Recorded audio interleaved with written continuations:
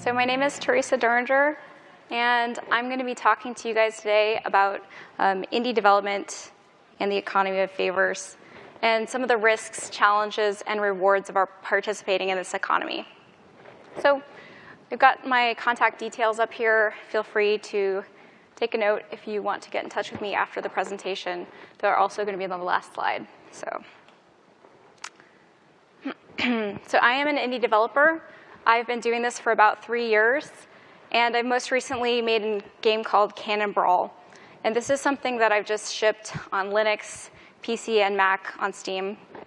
It's something that I worked on with one other person, Pete Engstadt, who's right there. And together, the two of us formed the tiny indie team called Turtle Sandbox. So this is a 2D artillery game. It's an RTS, kind of Worms meets StarCraft. It's a lot of fun. You should play it. And during development of this game, my picture of what indie development is has fundamentally shifted. So my background is in AAA. I've worked on a lot of games at a couple different companies, mostly EA Maxis. And some of these games include Zoombinis, which was not Maxis, The Godfather, The Sims, Spore, some expansions for Spore, Darkspore, and most recently, SimCity. Oh, I'll actually talk about one more thing there. So when I was at Maxis, I sort of a jail of all trades. I had a lot of roles. I started as a tester. I became a community manager. I was a producer. And by the time I left, I was doing programming and graphic design on the online team. So it really was a natural fit for me to go indie. And while I was making all these big games at these companies, I actually got a chance to make something really small by myself. So on Spore, we released the Spore API so that players could make their own games using any subset of the over 200 million creations that were uploaded by players into the Sporepedia. And when we released this API, I wanted to create an example application to just show, here's something that you can do with these creations. So this is Psyche Explorer, and what it would do is show a bunch of creations on the screen. They all have a common tag word, and the player just has to guess what that tag word is. And while the style of this game is grounded in the visual language that was established by the UI team on Spore, and the creations came from the community, it was the first game I felt like I had a lot of ownership over, and I made the whole thing by myself. It gave me a lot of creative freedom, and was the impetus for me to break out and go indie. So when I embarked on this indie adventure, I thought it was going to be like this. I thought I would be a Lone Ranger. And when you think of the word indie, some phrases are evoked, like self-made, self-reliant, and pulling yourself up by your bootstraps.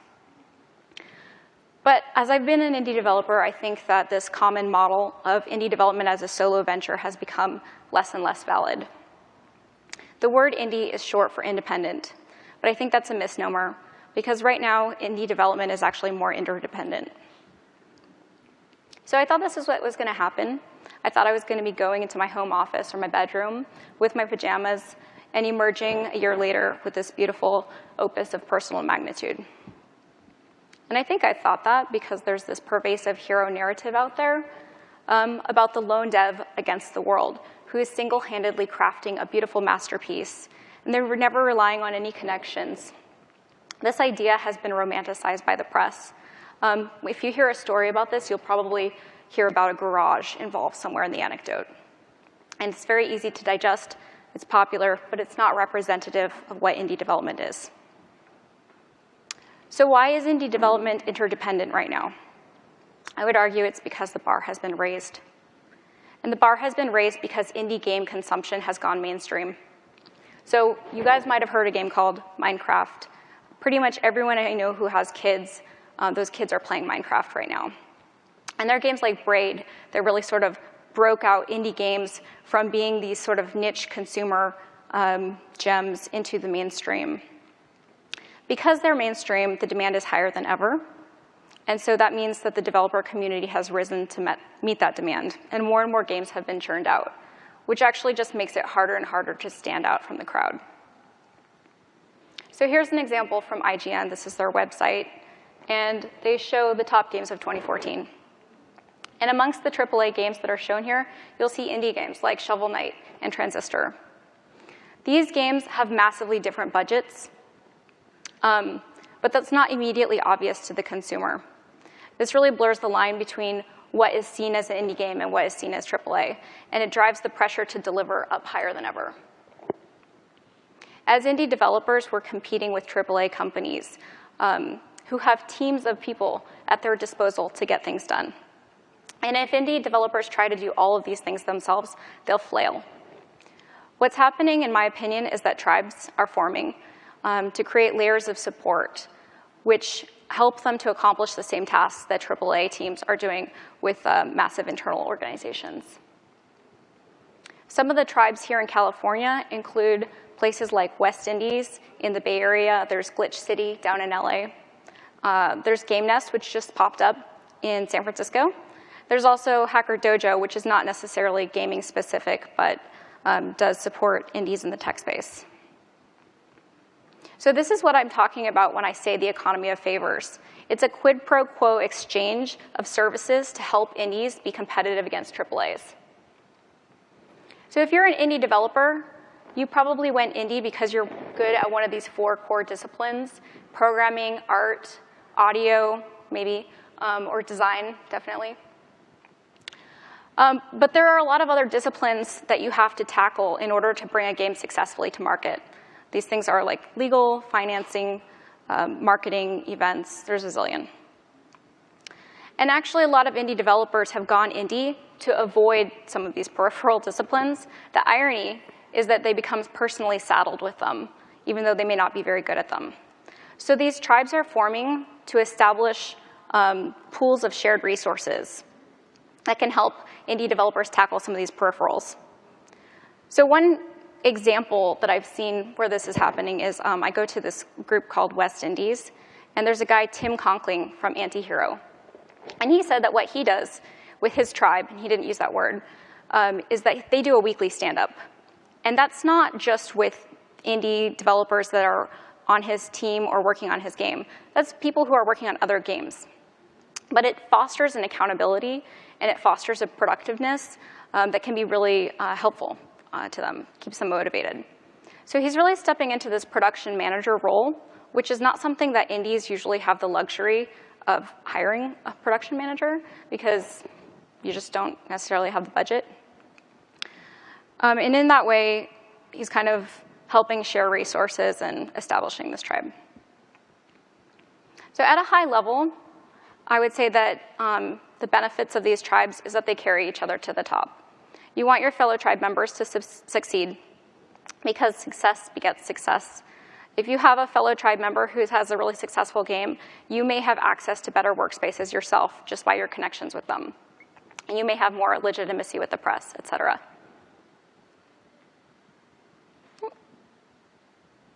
So how do you find out about these tribes? It's true that some of them are secretive and very exclusive, but there's some points of entry that I can suggest. So show your game at conventions. We're at GDC. There's PAX, there's Indiecade, there's GamerX. There's a lot more. This is going to be one of the highest concentrations of talented developers that you're going to have access to. There are limited slots to show your game at these conventions, but I think you can sort of leverage the economy of favors to have a little bit more success. So one thing I've done is I've sort of, sometimes if I don't get my game shown at a convention, I'll email the organizers and ask if I can fill in for someone who is a no-show or a cancellation. And that sort of switches from I'm asking them for something to I'm offering them something. And I've never actually had that not work out. When you're at these conventions, I think one other thing that's kind of counterintuitive is that you funnel traffic from people who are done playing your game to another game that's similar to yours. They might seem like your competitor. And the reason I think that's a good idea is that, in general, it builds excitement for your genre. But also, it extends to goodwill to a developer who's probably tackling, they're probably the one person in the world who's tackling the same problems that you're tackling. And so if you can build a relationship with them, you can be helping each other in the future. So one example of how to be a little bit scrappy at a convention that I've done is I went to Indie Press Day at GDC a few years ago. And I went early, and I stayed late, and I cleaned up. And they didn't ask me to do that. But because I did that, I was able to establish a rapport with the organizer of this event, who then invited me to show in the future, who then invited me to host the Twitch stream that was on the front page of Twitch on Monday at IGN. So it was a great opportunity for me to plug my game. So that's sort of that favors paying off. Another place that you can find out about these tribes are at shared workspaces. So these can be tribes in and of themselves. At these shared workspaces, you can exchange feedback, and really importantly, you can sort of fill the role of QA testers, because indie developers don't have QA teams. But it's something you can do for each other as QA each other's games. These shared workspaces act as watering holes where people can exchange information about things like contests, conventions, press events, because indie development really relies on this word-of-mouth underground to get things going. So it's really important to plug into that. So some of the shared spaces I know about in San Francisco are at Double Fine, there's Hacker Dojo, there's Indie Open House at IGN, and Game Nest recently opened in the city. So if you find these tribes, how do you get your foot in the door? I think the best thing you can do is establish yourself as a fixture. So participate in game jams. So there's a global game jam that just happened. Ludum Dare is a quarterly game jam. Some of these game jams are at physical spaces. So this is a game that I made. It's called Mathgrams for the Siftio, and this was here in San Francisco. I also do Ludum Dare. This was the Beneath the Surface 29, and I made this game called Platform Hero. And this is an app I made for the Pebble. It's yoga. It was part of the Facebook Wearables Hackathon. The important thing is just to show up and show what you're excited about working on, because you'll meet people who are going to be excited about those same things, and you'll be able to connect. Something a little bit more grassroots that I've done is establish a game night. I do this at my house once a month. These are Jell-O shots. They're D20s that I made for game night. And I wasn't really expecting this to pay off in my life the way it has, but I basically collect interdisciplinary people from across the industry. So some of the people who come to this include lawyers, press people. Some of them are other game developers. And it's a great way to mix people who might not necessarily mix on their own, especially as an indie, where you're not meeting these people from all across disciplines on a regular basis. It also gives me something a little bit more personal to connect with people after meeting them at a convention. So I don't just have to say, hey, let's connect on LinkedIn. I think that this establishes a little bit more meaningful relationship. If you're not into board games, some other things you can do are host a Kleenex test to exchange sort of fresh eyes perspectives on your games. My buddy Justin put together a press event, and so he got a lot of the different indie developers in his area into one space. And when you have that big momentum, you can start attracting press. But you can do things just as informal as Ultimate Frisbee. I play Ultimate Frisbee with some of my other indie developer friends, and I have a cooking club. So there are more and more people in indie development than ever before. And so these tribes are popping up more and more. And part of that is because there has been an exodus from AAA. The reason I think that is because AAA games have exploded budgets. They're so huge, they cannot afford to take the same risks because they just have to make a game that they know is going to sell. And this has created a space for indies to occupy on the creative fringes. This has been really attractive to a lot of people who have become disillusioned with AAA development. And so there's been this injection of people with a lot of expertise coming from AAA, which is driving up the talent in the indie game space. This is something you can take advantage of by participating in these tribes, but it's something you'll have to fight against if you don't. In the last 10 years, there's been an explosion in digital distribution with things like Steam, the PlayStation Store, Xbox Marketplace. Local tribes of indies are actually competing for a global market, which is not saturated. So never before have two kids from San Francisco been able to bring a game to market in Russia. And I say that because for some reason, we always have dedicated communities in Russia. And the games that we're making are creative products. They're generative. Games are not a finite resource. So it's not like we're oil miners, and if someone else takes more of the oil, there's less for me. In many industries, when you aid a rival, you make them stronger, and they can take more of the pie. But in our case, our product is not a finite resource, and the pie is huge. So while AAA companies need to sell millions of copies to support their development studios, indies only need to sell a fraction of that amount to be viable. And I would say that this lack of competition between local indies relative to the global markets disrupts typical models of scarcity and supply and demand, and actually pushes us towards collaboration, because the benefits of collaboration outweigh the costs in competition. A kind of tribal economics takes over, and I think of this metaphor as a barn raising. So you can raise your own barn yourself, but it's probably inefficient. It would be better if other people help you out. And the incentive for those other people to help you is that when they need to raise their barn, you'll probably be willing to pitch in. So for indies, our biggest risk is discoverability. But there's so many games that are coming out, it's really hard to get noticed. And I've noticed that in the tribes I participate in, people will rally around one person's launch and just get on social media and get out there and hype that game. And the reason that people are doing that is they know that when they're going to launch their own game, they'll have that word of mouth that they can rely on. So asking for help can feel really bad. It can feel like a burden. People don't go indie because they want help from other people. I've become convinced it's always good to ask for help, because it lets people know what you're excited about working on, and it opens the dialogue for exchange. So one little random example where asking for help paid off big time for me was I was at this event in San Francisco called the Showdown at the Foundry. It's a place you can have a beer, play some esports, play some board games. I missed my last train, and I asked one of the organizers if he would be willing to give me a ride, which he did because he's a nice guy. On the ride, I was able to talk about my game, Cannon Brawl, and develop a little bit of a rapport with him, which led him to inviting me to show my game in the future. And that wasn't just cool because I got to participate in his event and have my game on a big screen and get to talk to a lot of players and sell a lot of copies of my game.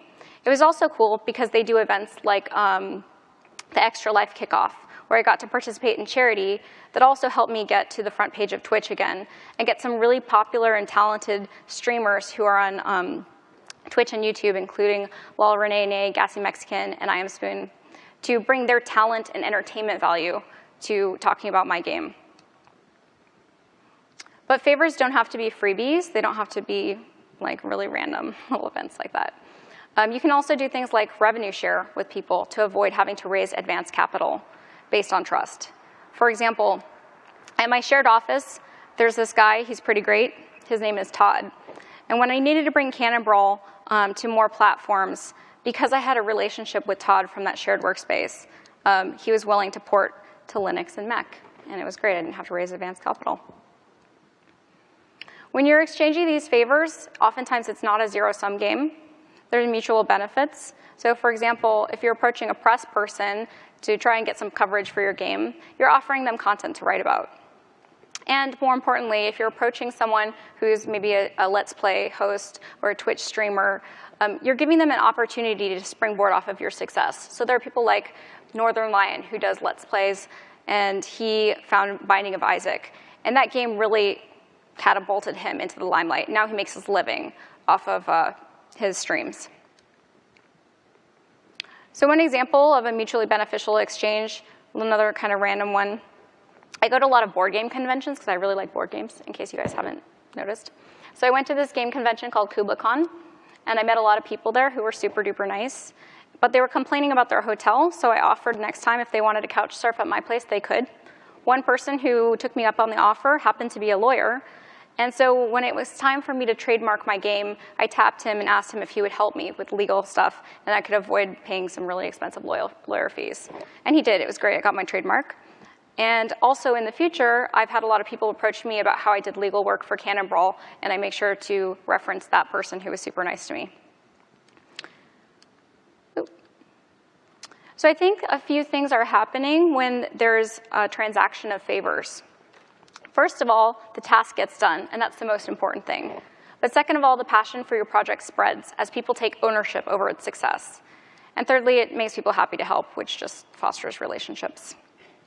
It's also important to ask for favors in places you might not necessarily think. I think a lot of people think of their community as something they have a responsibility to foster, but they don't necessarily tap it for talent. But one thing that I did with Cannon Brawl, as it's a super intense RTS that's very reliant on very on the balance is we have some of our top players, like Chess Kitten, come on Skypes with us. And they break down the things that they think we need to fix. And they have a level of expertise that we can't have access to on the development side, coming from the players. You can also get players to post about content ideas. Like we have a thread where people post about the buildings that they want to see. And these are things that we've built in the game, and they've been some of our most popular buildings, because the buildings are kind of the units in our game. So there are a couple of unintuitive characteristics of the ebb and flow of the economy of favors that I've noticed. First of all, the asynchronicity. It's not turn-based. It's not like I'm going to help you, and then you're going to help me, and back and forth forever. So new indies are absorbing favors at a higher rate, and their capacity to give back might be limited by their time, reach, and their experience. There's also an asymmetry. It's really unpredictable who's going to be returning favors. It's a gamble, and so just help 100 people out because you never know who's going to pay back in a big way. For example, last year I came to GDC and I saw a talk at Lost Levels where I met Murray Lancashire, who talked about explosion effects. I invited him to come back to my office, like I invite a lot of people to come just to do Dev Jam. But he ended up doing a critique of the explosions in my game that helped me bring up the polish to a better level. It's really valuable. So a lot of these things I've been talking about are a little bit crunchy granola. It's sort of kumbaya, like let's all help each other. But there are some real risks when you're participating in this economy of favors. First of all, there are finite resources. So while games are not a finite resource, there are things like iTunes features, Humble Bundle inclusion, or the Steam Top 10 list. I mean, there's 10 slots on the Steam Top 10 list that's pretty finite, and we're all competing for them globally. You can mitigate risks with this by doing things, for example, staggering release dates with your tribe members so you're not stomping on each other. Also, work-life balance. You might not notice, but this is a Venn diagram. So it's really hard to maintain a work-life balance if you're engaging in this because you're doing business with your friends. I had one thing happen to me that was sort of unfortunate. My game launched right around the time of Gamergate. And what happened was I had press people I had reached out to who had actually committed to doing reviews at major publications about my game. But after Gamergate, they said, you know, I think we're too close. I'm not going to review your game. And I get it. As an indie, your game is an expression of yourself, and it can feel very personal. But it also felt like a damned if you do, damned if you don't situation, because either they don't know about you or they think you're too close. So that can be tricky. Also, you'll have to relax control. When you're engaging in favor exchange with people who don't have equity in your company and are not getting paid, you can't expect the same kind of work. You're not making the same choices that you would make if you had $1 million budget. But part of that scrappy charm that's part of an indie game can come from that. And the final risk I want to touch on is the risk of homogeneity. So I keep saying the word tribes. It's a really positive word. But tribes are also cliques, and cliques can be cliquey. There's a real threat of guildification. So if you're on the outside, you feel like you're looking in, you can't get anywhere. Also, I think as game developers, we have a responsibility to represent a broad spectrum of perspectives in the games that we're making. So just be mindful to be inclusive with your tribes. And I see that the future of indie development is going to get more and more into this interdependent dynamic. Because as there's an injection of veteran wisdom and capital with things like Indie Fund, it's going to raise the bar on what indies can accomplish. But it also encourages interreliance because it's, again, raising that pressure on what an indie can deliver. So that puts more tension on the pressure between interdependent and independent game development. So today, I've shared some of my resources with you guys, and I hope that one day you will return the favor or help someone else and establish an exchange of favors with them. Well, that is my talk. Does anyone have questions?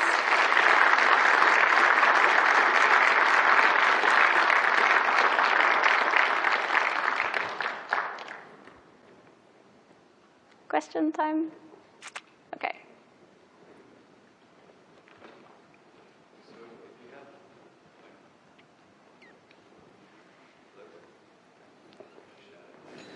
Is the mic? Try again.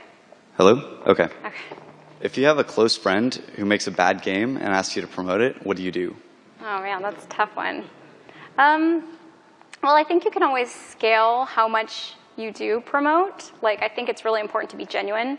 You don't want to promote something that you're not excited about because you're going to sort of burn bridges with your personal connections, the people who pay attention to you.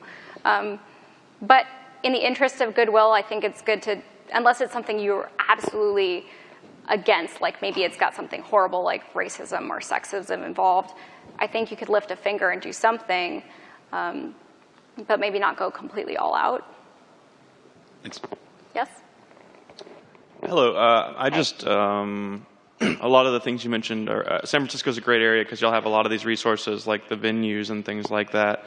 Yeah. Do you have any suggestions for people who are in communities that don't really have those kind of like shared workspaces or esports bars and stuff like that? Yeah, San Francisco, we are pretty lucky to have a lot of this going on. I think it is really valuable for people like yourself who want to get involved in something like that to start it. This stuff is all really grassroots. There aren't big organizations who are forming it. It's all people like you who are saying, oh, there's a need for this in my community. I'm going to step up and do it. I know it can seem daunting because it can seem like, look, I'm not here to build a tribe. I'm here to make a game. But I really do think that the payoff is going to make it worth it to yourself and to the people in your area. Thank you. Mm-hmm. Yes? What if your greatest dream happens and your game is like the next, Angry Birds or something, and it makes a lot of money, and you had a lot of volunteers working on your game? There's going to be questions of ownership and rev share. I mean, as soon as big money gets in the mix, how do you plan on that? I mean, what's the best way to protect yourself and your intellectual property from, legal claims later if you have a huge hit? I think that while indie developers are probably not super savvy legally, establishing a business model and having a basic contract with anyone you're working with on that who's going to be making money is really important. And that way it can help you distinguish between who's going to make money and who's not, and be really upfront with people. Like, when I'm talking about these exchanges of favor, like, I'm not talking about any kind of like unclear situation as to whether someone's going to make money or not, because I think that could be really immoral. So yeah, just be really upfront about it. I think that if someone hasn't agreed to give you money, you shouldn't expect money for the things you do. And like, in writing. Yes? Hi, great talk. Now, Thank you. Until which point do you think that you can say, okay, this person is someone I trust? How do you measure that? How do you realize that? Okay, I can trust this person with my sweat and blood. Like, I can trust them with my project. So okay, because it's not just something of asking for a favor, because you're actually giving them a lot of what you have been doing and encouraging them to do something with that. So to which point can you say these guys aren't my friends?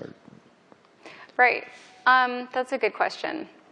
So I think that when you're forming a company as an indie, figuring out who's actually an employee is a culling process where you're going to figure out who do I super duper trust, because this is basically my money, because my time is my money in the project we're working on.